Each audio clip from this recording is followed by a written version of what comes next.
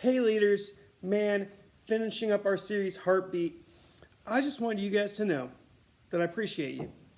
And this mug reminded me of that. You see, on this mug, it says Youth Pastor, because elite devil-crushing samurai isn't an actual answer. I think that can be replaced with youth leader. You guys are some demon-crushing samurais, okay? Just remind yourself of that if you need some encouragement. Well, anyway, guys, here's the preview of our service tomorrow, or our sermon tomorrow.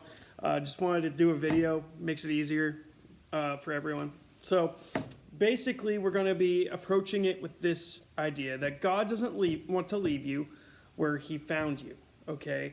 And this can be found in Scripture so many places, right? I mean, you got Jesus showing up with the woman at the well and just so many other things, the demoniac, where Jesus shows up and doesn't leave them how he found them.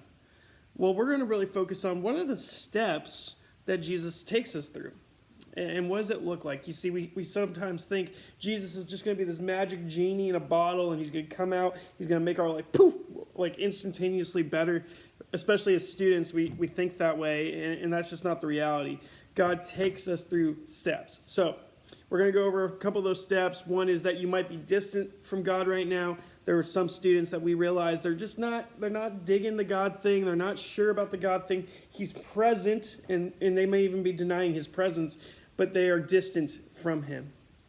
Or maybe they've said yes to him and they're still distant from him. That's going to be something we address, is that you can be distant from God.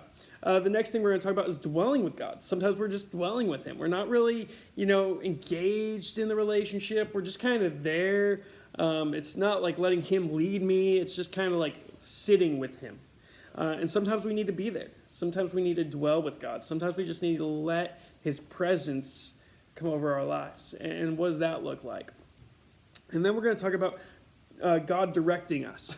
and this is kind of the big step I think all of us should have in our lives is God a part of your everyday decisions? Is every decision you make based upon what God says or what Jesus says or how Jesus lived? And ultimately, even adults, we don't do this excellent.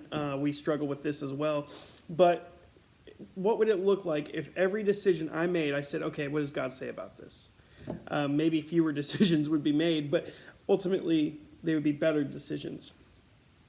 And so that's kind of the direction we're heading. You guys have your discussion guide as well.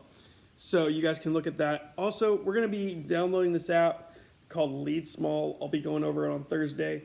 But basically, it's going to be a way for you to keep up with all of the discussion notes in a very easy way. So look forward to seeing you guys tomorrow and hope this was helpful to you.